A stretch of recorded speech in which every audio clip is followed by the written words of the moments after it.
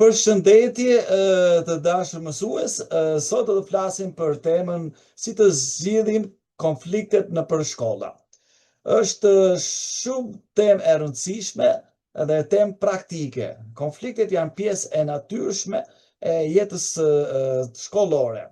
Ato lindin nga mosmarrveshjet, keqkuptime, ndjenja të papërballuara apo presion social. Në vend që të shmangen konfliktet, duhet të trajtohen si mundësi për zhvillim emocional dhe social.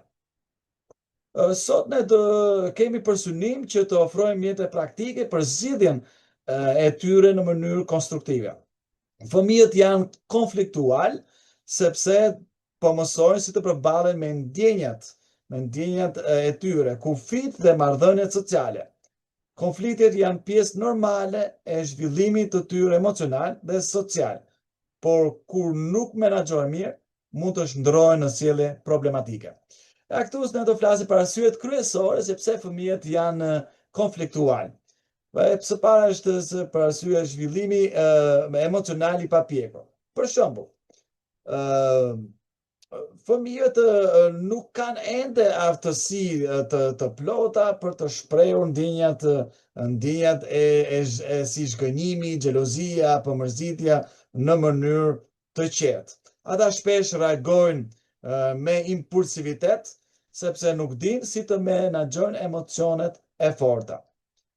Por një arsye tjetër kryesore sepse fëmijët janë konfliktual është dhe mungesa e aftësive për zgjidhjen e konflikteve. Shumë fëmijë nuk e mësuar si të negociojnë, kërkojnë ndihmë apo se si të bëjnë kompromis. Në mungesë të këtyre aftësive, ata përdorin ulërim, fyerje apo dhunë fizike për të zgjidhur mosmarrveshjet. Së treti, modelimi i sjelljes nga të rriturit. Kjo është një nga arsyet që pse fëmijët janë konfliktual. Fëmijët mësojnë duke vëzhguar. Nëse shohin prindrit, mësuesit apo figura publike duke zgjidhur konfliktet me dhunë apo fjalë të ashme, ata i imitojnë. Siç thuhet në një artikull të revistës Psikologji, që thotë që fëmijët mësojnë atë që përjetojnë. Pra, fëmijët mësojnë atë që përjetojnë. Një arsye tjetër sepse fëmijët janë konfliktual është dhe stresi dhe pasiguria. Fëmijët që përballen me probleme në familje, si ndarje, divorci, apo varfëri, dhunë, apo mungesë stabiliteti, janë më të prirur të shfaqin sjellje konfliktuale. Ata mund të ndihen të pasigurt dhe të përdorin konfliktin si mjet për të marrë kontrollin. Gjithashtu një arsye tjetër pse fëmijët janë konfliktual është nevoja për vëmendje. Disa fëmijë bëhen konfliktual sepse ndihen të neglizhuar dhe kërkojnë vëmendje, edhe nëse është dhe negative. Sjellja e keqe shpesh është një thirrje për ndihmë. Gjithashtu një arsye tjetër është presioni nga grupi. Në përpjekje për të pranuar nga grupi, fëmijët mund të përfshihen në konflikte për të treguar forcë apo për të mos u përjashtuar. Kjo ndodh veçanërisht në moshën e adoleshencës. Gjithashtu një arsye tjetër kryesore pse fëmijët janë konfliktual është dhe çrregullimi emocional ose zhvillimore. Disa fëmijë mund të kenë vështirësi në kontrollin e impulseve për shkak të çrregullimeve si ADHD-ja, ankthi, depresioni apo probleme të tjera psikologjike. Por pyetja kryesore është çfarë mund të bëjmë? Çfarë mund të bëjmë për këta fëmijë konfliktual? Ti mësojmë fëmijët të emërtojnë ndjenjat. Jam i mërzitur sepse ndjehemi i përjashtuar kur. Pra të modelojmë sjelljet e qeta dhe të respektueshme në konflikt. Të krijojmë mjedise të sigurta, atmosferë pozitive dhe kur fëmijët mund të shprehen pa frikë. Të përdorim lojra, roli dhe tregime për të mësuar zgjidhjen paqësore të konflikteve. Okej, këto janë në mënyrë të përgjithshme, po ne do shkojmë me çik më tej tani, do shikojmë shpejt llojet e konfliktit në shkolla, okej, në shkolla. Së pari është konflikti mes nxënësve. Kur këto janë shpesh pra më të shpeshta dhe shpesh lidhen me keq kuptimet personale. Për shembull, dy nxënës keq interpretojnë një koment dhe fillojnë të grinden. Zgjidhja e këtij rasti mund të jetë pra një bisedë e drejt për drejt me ndërmjetësim nga mësuesi. Gjithashtu, konflikti mes nxënësve mund të lidhet edhe me xhelozi dhe rivalitet. Për shembull, nxënësi që konkurrojnë për vëmendjen e mësuesit, për nota apo popularitet. Tani si mund ta zgjidhim në këtë rast një këshill, një sugjerim mund të jetë pra që promovimi i bashkëpunimit në vend të konkurrencës.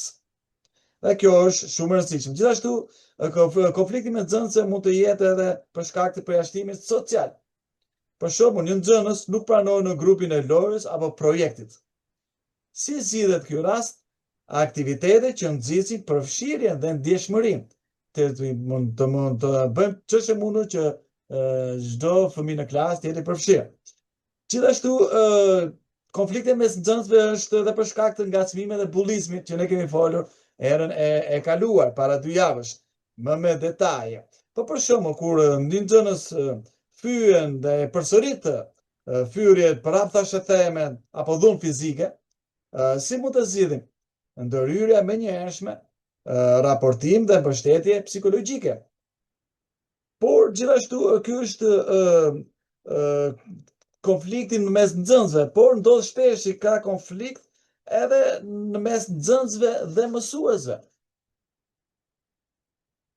Edhe kjo është e shpesh dhe ndodh dhe kjo, konflikti mes nxënësve dhe mësuesve. Këto konflikte lidhen shpesh me mosmarrveshje për nota. Ne si mësues kemi përjetuar këtë besoj të gjithë, që vinë nxënësit e ndjejnë që është bërë diçka e padrejtë, është bërë një notë e padrejtë dhe përplasen me mësuesin dhe fillojnë dhe luftojnë dhe grinden dhe konfliktojnë me mësuesin.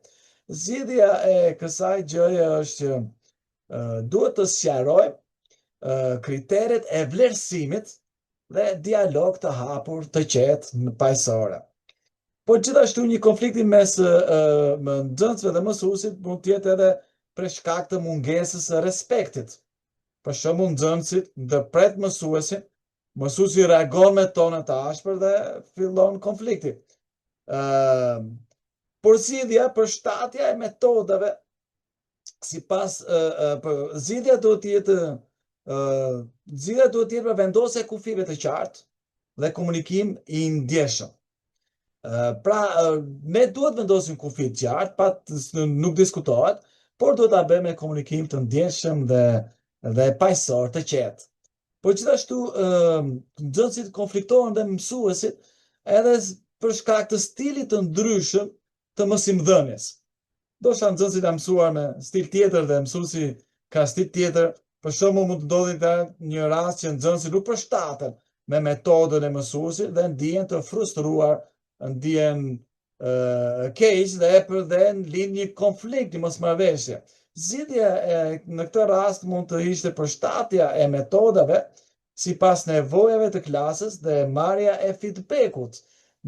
Kur ju ndryshoni metodë, pyesni nxënësit si merrni feedback, si ju duk. Pra, kjo është në shkurtimisht konflikti me mësuesit dhe nxënësit. Por gjithashtu ne dimë që ka konflikt në shkolla ndërmjet mësuesve dhe prindërve. Edhe ky është konflikt që është i gjithanshëm, është që ndodh shpesh në mes nesh, pra me mes mësuesve dhe prindërve. Këto konflikte ndodhin ku pritshmëritë nuk përputhen. Pra së pari ndodhin se mosmarrveshje për performancën e fëmijës. Për shembull, prindi mendon se fëmia është nënvlerësuar. Mësuesi ka prova të kundërta dhe ndodh konflikti, përplasje, mosmarrveshje. Zgjidhja është takim i qetë dhe me dokumenta të qarta dhe me qëllim bashkëpunimi. Nëse ju keni dokumenta dhe prova, ju e jepni në mënyrë të qetë, po me qëllim jo për të ulur prindrit dhe jo për që të dalje jona, por për me qëllimin që të bashkëpunojmë me prindrit. Gjithashtu, konflikti mes prindërve dhe mësuesve mund të ndodhin edhe për shkak të mungesës të komunikimit. Për shembull, prindi ndjehet i lënë jashtë vendimeve shkollore. Dhe zgjidhja është që njoftime të rregulla dhe përfshirja aktivitete shkollore. Të njoftojmë prindrit dhe të përfshijmë prindrit.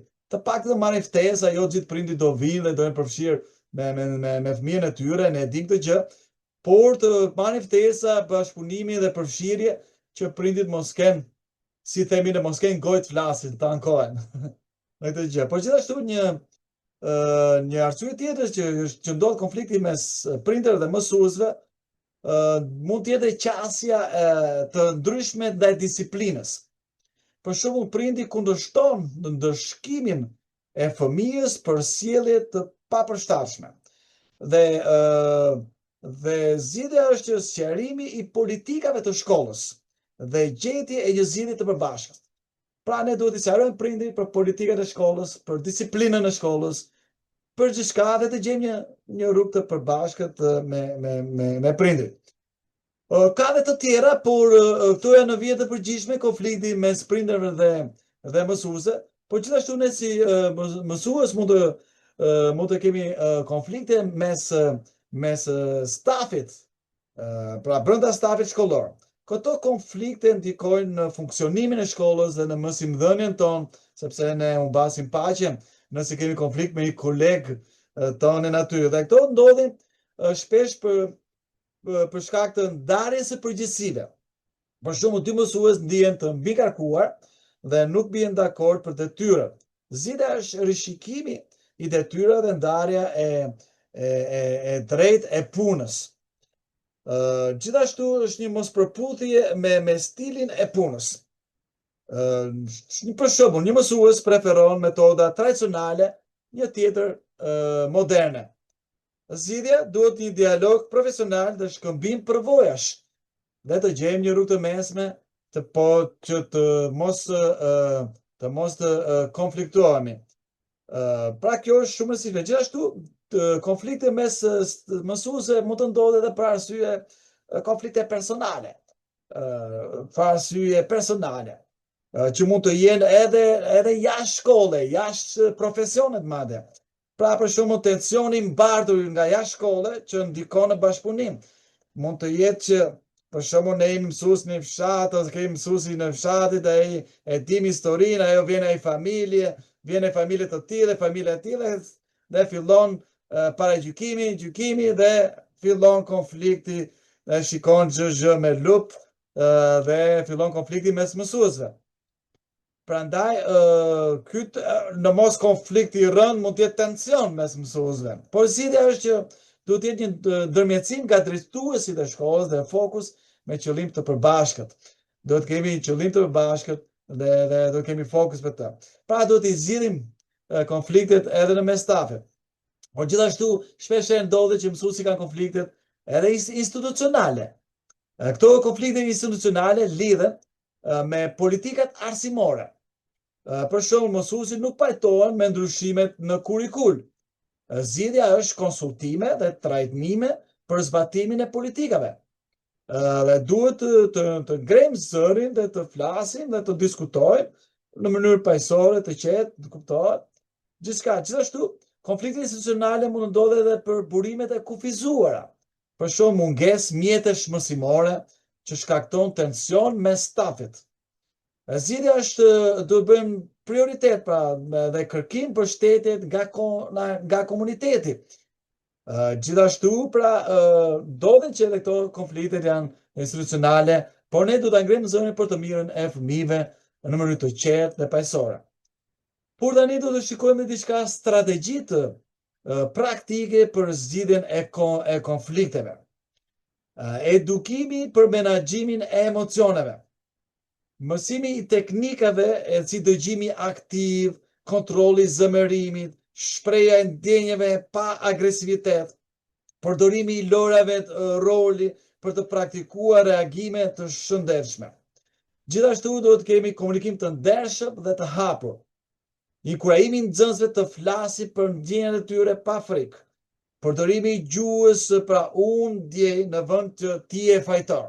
Pra të heqim atë fjalën ju e bë të fajsojmë të tjerë, po të flasim për ndjenjat unë ndjem kështu, unë ndjem kështu.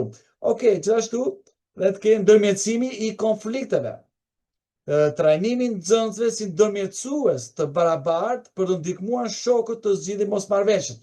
Sepse si e thamë në fillim, ka dhe konflikte mes nxënësve dhe ndonjëherë mësuesit nuk janë të pranishëm aty se ato ndodhin, konflikti mes nxënësve mund ndodhin në 5 minutën e pushimit, ose në pushimin e madh, ose në oborin e shkollës, ose jashtë shkollës fare. Pra, gjithashtu duhet të trajnojmë pra nxënësit si ndërmjetësues të barabartë. Por gjithashtu të krijojmë një grup ndërmjetësimi me mësuesit dhe psikologët. Gjithashtu do të kemi rregulla të qarta për sjelljen. Hartimi një kodeks i sjelljeje që përfshin mënyrat e zgjidhjes së konflikteve. Zbatimi i drejtë i barabartë i rregullave për të gjithë. Okej, tani duhet të flasim për rolet e mësuesve në zgjidhjen e konflikteve. Do flasim për rolin e mësuesve, rolin e prindërve dhe rolin e nxënësve, sepse nuk janë vetëm mësuesit që duhet zgjidhin konfliktet, okej? Kur mësuesit kanë pjesën e tyre, dhe do flasim për rolin e mësuesve. Pra, roli i mësuesve në zgjidhjen e konflikteve është para mësuesit, janë figura kyçe në menaxhimin e konflikteve. Pasi ata janë të pranishëm në përditshmërinë e nxënësve dhe kanë autoritetin për të ndërhyrë në mënyrë edukative. Detyrat praktike të mësuesve janë për shembull vëzhgimi aktiv i dinamikave sociale. Dhe kjo është shumë e rëndësishme që ne të vëzhgojmë dhe të shikojmë në gjithçka. Gjithashtu pra të identifikojmë tensionet mes nxënësve përmes sjelljes, gjuhës trupore dhe ndërveprimeve. Të mbajmë shënimin për situatat e përsëritura që mund të çojnë në konflikt. Ndërhyrja e menjëhershme dhe e drejtë. Të ndalojnë konfliktet pa favorizim dhe pa poshtërim publik. Të përdorim gjuhë të qetë dhe të shpjegoj pasojat e sjelljes së papërshtatshme. Zhvillimi i aftësive sociale në klasë. Të organizojë aktivitete që nxisin bashkëpunim, si projekte grupore, lojra me role dhe diskutime të hapura. Të integrojmë mësime për inteligjencën emocionale, si menaxhimi i zemërimit dhe komunikimi i ndjenjave. Ndërmjetësimi i konflikteve. Të krijojmë pra një strukturë ndërmjetësimi, ku nxënësit mund të flasin për problemet e tyre në mënyrë të sigurt. Të përfshijmë psikologun e shkollës nëse është e mundur, ku konflikti është i thellë ose i përsëritur. Modelimi i sjelljes pozitive. Ne thamë që mësuesi mëson më shumë me shembullin, shembull. E nëse mësuesi është shembull pozitiv, e ka bërë pothuajse 90% të mësimit, edhe të modelimit të sjelljes pozitive. Të tregojmë durim, respekt dhe drejtësi në marrëdhëniet me nxënësit dhe kolegët. Ky është roli i mësuesit apo? Të zgjidhim konflikte me kolegët në mënyrë të hapur dhe pa agresivitet, duke dhënë shembull për nxënësit. Pra, nëse një kolegë është pranë dhe ju jeni në konflikt me një koleg tjetër, mundoni ta fsheni nga nxënësit, siç bëjmë prindrit, që prindrit kur zihen me njëri tjetrin nuk duhet zihen në sy të fëmijës, por të zihen veça, si të themi të përtazimin. Edhe kështu mësuesit duhet ta shmangin që nëse kanë konflikt me një kolege apo koleg, të mos zihen publikisht. Pa edhe nëse grinden, publikisht le ta bëjnë pra pa agresivitet, duke patur në mendje që nxënësit po vëzhgojnë dhe unë po jap shembull për të zgjidhur konflikte. Okej, tani le të kalojmë tek roli i prindërve. Roli i prindërve në zgjidhjen e konflikteve, siç e thamë, është shumë i rëndësishëm se jo vetëm mësuesit duhet të kontribuojnë për zgjidhjen e konflikteve. Konfliktet janë shumë gjëra, shumë thella dhe janë përtej fuqisë së mësuesve shpeshherë, kështu që edhe prindërit kanë rolin e tyre, kanë pjesën e tyre, kontributin e tyre për zgjidhjen e konflikteve.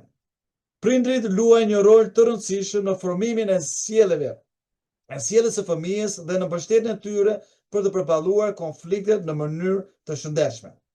Detyra praktike të prindrit mund të jenë komunikimi i hapur dhe i përditshëm, të flasim me fëmijën për përvojat e tyre në shkollë, duke pyetur si e kalove sot, a e patë ndonjë mosmarrëveshje, të dëgjoj pa gjykim dhe të tregoj mirëkuptim, modelimi i zgjidhjes paqësore, të shmangim përdorimin e dhunës në familje si mjet disiplinimi, të zgjidhni konfliktet familjare me dialog dhe respekt, duke dhënë shembull për fëmijët, pa ky është roli për prindrit. Okej, mbështetje emocionale, prindrit duhet të mbështesin emocionalisht fëmijën e tyre, të ndihmojnë fëmijët të kuptojnë dhe të shprehin ndjenjat e tyre përmes bisedave, lojës apo vizatimeve, të inkurajojnë fëmijët të kërkojnë ndihmë kur ndihen të lënduar apo të përjashtuar, të bashkëpunojmë me shkollën, prindrit, ky është roli i prindrit, të bashkëpunojmë me shkollën dhe me mësuesit, të marrin pjesë në takime me mësuesit dhe psikologët për të adresuar konfliktet, të ndajnë informacione për situatën familjare që mund të ndikojnë në sjelljen e fëmijës, pa dhe prindri nëse di që ka i konflikt në familje dhe fëmija është i frustruar e ka probleme, prindri do ndihmonte shumë mësuesin nëse do vite të thoshte dëgjoj.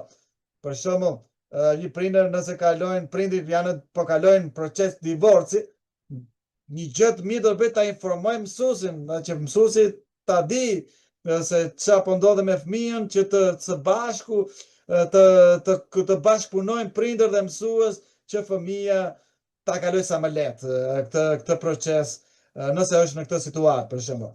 Por bashkëpunimi është shumë i rëndësishëm i prindrit me mësuesit, pra të ndajmë pra këtë informacion. Edukimin për empatin dhe respektin. Prindrit duhet të edukojnë fëmijët për empatin dhe respektin. Pastaj mësuesit po më vonë. Pra të mësojmë fëmijët të vendosen në vendin e tjetrit dhe të kuptojnë ndjenjat e të tjerëve.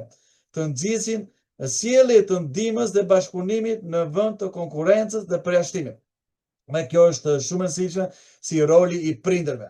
Po siç e tham që në përzierjen e konflikteve ka rol mësuesit, ka në rol prindrit, por ka rol edhe nxënësit. Dhe tani do të flasim pak për rolin e nxënësve në zgjidhjen e konflikteve.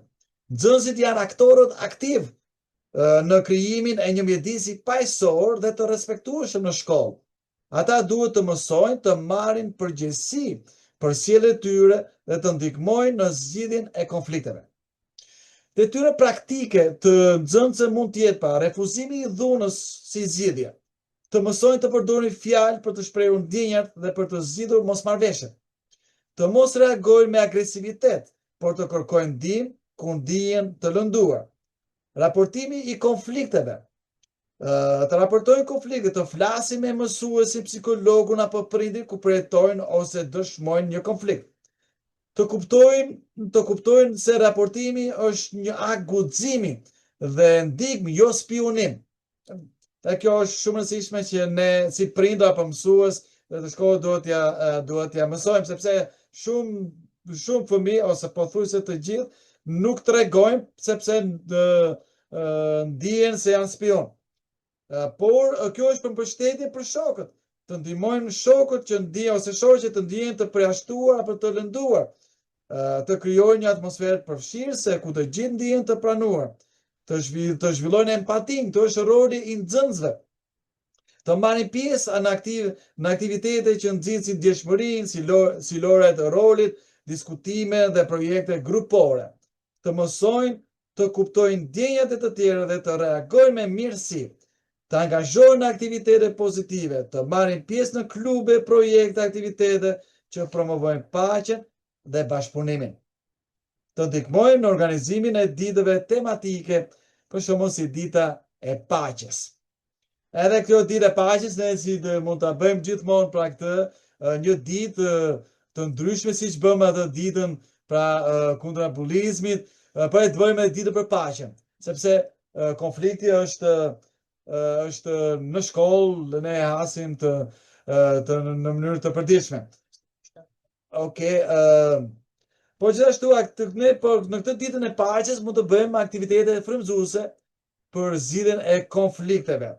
Që këtu për shumë mund të jetë një strukturë e ditës, se si mund të jetë kjo ditë, sugjerim, se kuptohet dhe ju mund t'i jeni krijues, mund ta ndryshoni, bëni çfarë të doni, po kjo është sugjerim thjesht për të nxjerrur krijimtarin tuaj. Pra një ditë e paqes mund të jetë e tillë, që kemi hapjen zyrtare, fjalë përshëndetje nga drejtori dhe psikolog i shkollës dhe psikologës, është shumë e rëndësishme që të ketë bashkëpunim nga drejtuesi, nga administrata e shkollës, po edhe nga psikologë dhe mësuesi, të prezantohet qëllimi i ditës dhe rëndësisë së paqes në shkollë, pra, që pse po e bëjmë këtë ditën e paqes, po e bëjmë për që paqja është shumë e rëndësishme, të kemi sa më pak konflikte ose as pak konflikte në shkollë. Po gjithashtu të lexojmë deklaratën e paqes nga një nxënës përfaqësues që mund të jetë e tillë për shembull, deklarata pra mund të jetë të tillë që ne, nxënësit e kësaj shkolle, zgjedhim paqen. Ne besojmë se çdo fjalë e mirë, çdo dorë e shtrirë, dhe çdo veprim i ndershëm ndërton një komunitet më të fortë. Ne refuzojmë dhunën, përjashtimin dhe fyerjet. Ne premtojmë të dëgjojmë, të kuptojmë dhe të ndihmojmë njëri tjetrin. Paqja fillon me ne, dhe ne jemi gati ta mbjellim çdo ditë. Po kjo është një deklaratë e paqes që një nxënës mund ta lexojë dhe të gjithë që ne të përhapim atë idenë për paqen që nxënësit e zgjedhin. Edhe ne dëshirojmë që ta zgjedhin dhe të jenë drita e paqes. Si mësuesi duhet të jenë drita e paqes, si prindrit duhet të jenë drita e paqes, si dhe nxënësit duhet të jenë drita e paqes. Edhe t'i bëjmë nxënësit të jenë drita e paqes, nëpërmjet shembull të mësuesve, nëpërmjet shembull të prindërve, nëpërmjet të nxënësve, disa nxënëse të mirë, edhe ata të tjerë që janë konfliktual, të përfshihen të bëjnë dritën e paqes.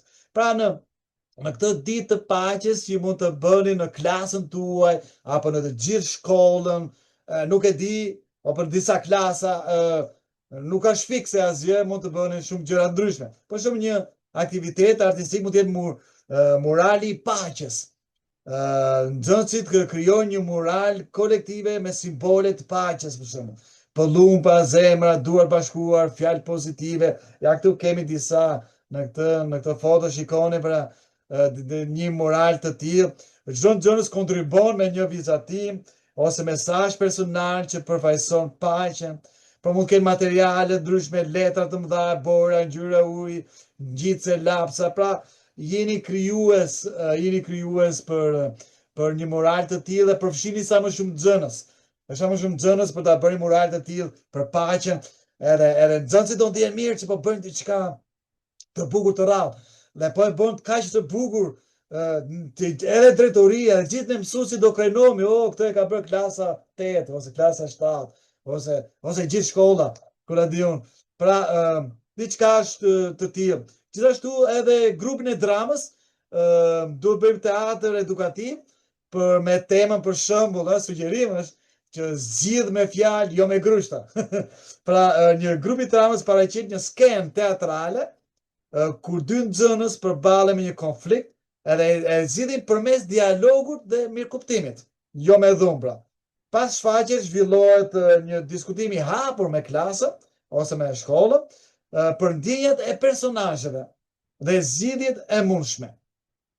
Pra e bën të jo vetëm thjesht dramë, që edhe diçka artistike, bukur, përfshin shumë nxënës, po përfshin edhe gjithë nxënësit, ç'a mësimi nxorë, ç'a përvetësuar, çfarë do zbatoni, ç'a do ndryshoni në jetën tuaj, a do bëheni drita e paqes, a do bëheni bitë e paqes, a do bëheni njerëzit pajtues.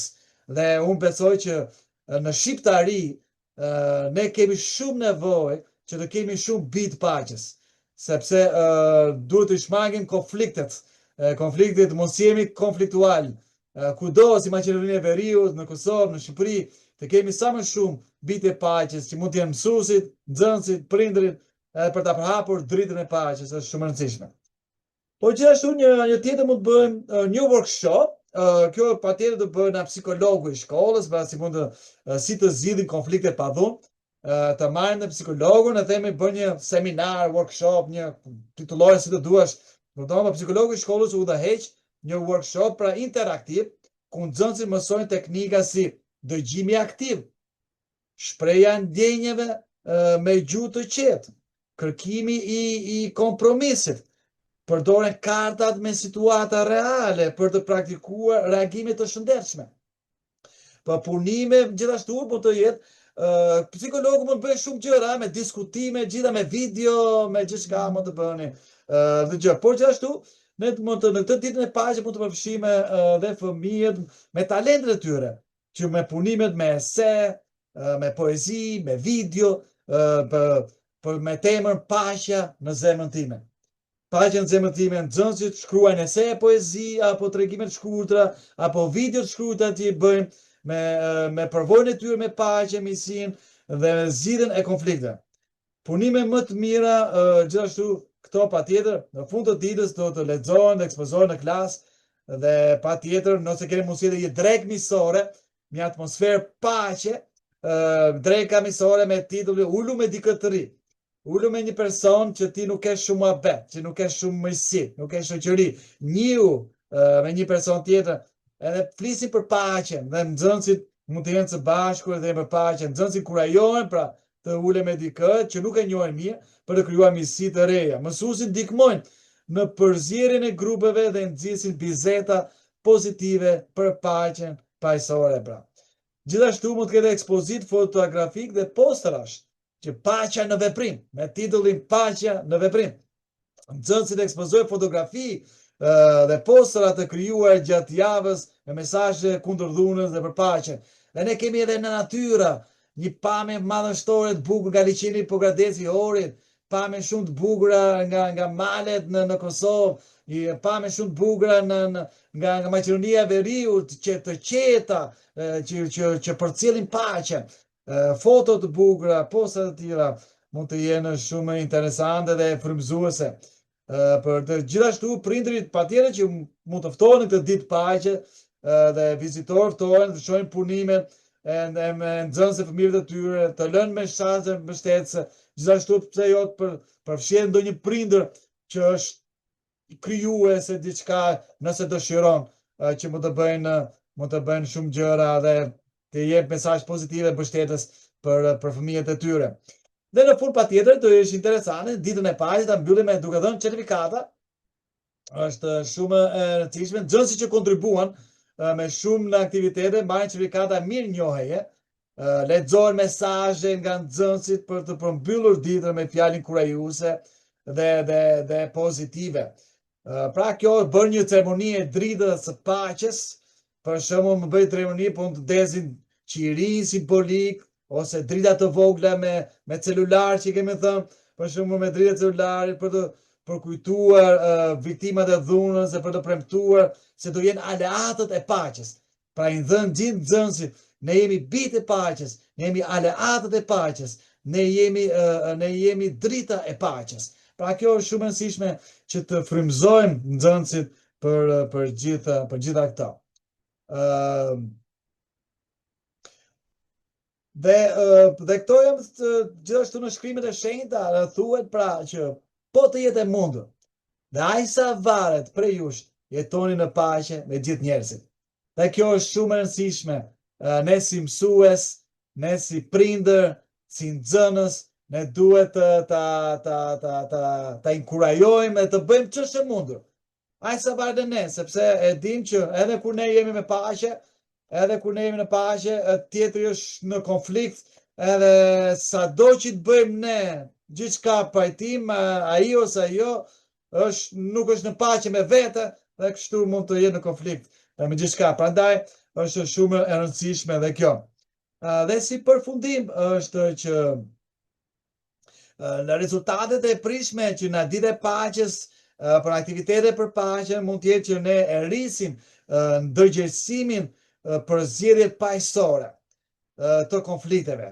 Dhe kjo është ai qyllimi ku bën një ditë paqe në muaj për shumë e rëndësishme ose në një semestër sipas mundësive kuptohet, okay? Gjithashtu përmirësim i klimës emocionale dhe sociale në klasë ose në shkollë. Dhe ditë e paqes shumë e rëndësishme, dhe drita e paqes është shumë e rëndësishme. Ne folim, ne si mësues jemi thirrur që të japim dritën e përcjellim dritën e dijes, por kjo nuk mjafton, apo jo? Ne do përcjellim dritën e dashurisë, dritën e mirësisë, dritën e paqes. Dhe të fuqizojmë nxënësit si ndërtues të paqes në komunitetin shkollor. Pra, zgjidhja si përfundim pra, zgjidhja e konflikteve në shkolla nuk është thjesht një teknik, është një kulturë që duhet ndërtuar me përkushtim. Nuk bëhet vetëm një ditë paqe, ajo është thjesht një shembull inkurajimi, një diçka krijuese që mund ta bëni, po bëhet në vazhdimsi, bëhet me përkushtim për të krijuar kulturë në klasë, për kulturën e shkollës, për kulturën e paqes. Dhe po bëm sa më shumë fëmijë me bitë paqes, edhe shoqëritë tona në Kosovë, në Maqedoninë e Veriut, në Shqipëri, në gjithë shqiptarinë, do të bizetëroj paqja. Do kemi paqe dhe do shmangim sa më shumë konflikte, që porisim bitë e paqes. Kjo është shumë e rëndësishme. Me edukimin emocional, komunikim të ndershëm dhe bashkëpunim të ngushtë mes të gjithë aktorëve, shkolla mund të bëhet një vend ku konfliktet nuk do shkojnë, por kuptohen dhe zgjidhen. Dhe ky është qëllimi ynë, që ne i kuptojmë konfliktet dhe zgjidhem me aq sa mundemi, me aq sa kemi ndikim, influencë, me aq sa është roli ynë si mësues, me gjithçka ne mund ta bëjmë këtë gjë për të përcjellur dritën e paqes, për të përcjellur paqen. Po si fillim dhe për ta dëshiroja ta mbylla gjithashtu edhe një herë me deklaratën e paqes, po kësaj radhe jo për nxënësit, por ta themi ne mësuesit. Sepse paqja fillon tek ne. Nëse një mësues nuk është në paqe, patjetër ka tension të brendshëm, e shfaq në mësimdhënie, e shfaq tek nxënësit, e shfaq tek kolegët, si ta themi ne, e shfryn jo atë personi që e meriton ta fshryjë për shkakun për cilën është tension dhe konflikt, por e shfryn te person tjetër. Pra le ta bëjmë dhe ne këtë deklaratë të paqes. Pra ta le të themi ne mësuesit e shkollës, ne zgjedhim paqen. Ne besojmë se çdo fjalë e mirë, çdo dorë e shtrirë dhe çdo veprim i ndershëm ndërton një komunitet më të fortë. Ne mësuesit refuzojmë dhunën, përjashtimin dhe fyrjet. Ne mësuesit premtojmë të dëgjojmë, të kuptojmë dhe të ndihmojmë njëri tjetrin. Ne mësuesit besojmë që paqja fillon me ne. Dhe ne jemi gati ta mbjellim atë çdo ditë. Si mendoni? A është deklarata dhe juaj si mësues? A bini dhe ju dakord me këtë deklaratë si mësues? A doni ju, a besoni ju vërtet që paqja fillon tek ju dhe ju jeni gati të mbjellni atë çdo ditë tek nxënësit e klasës suaj? Shpresoj që po.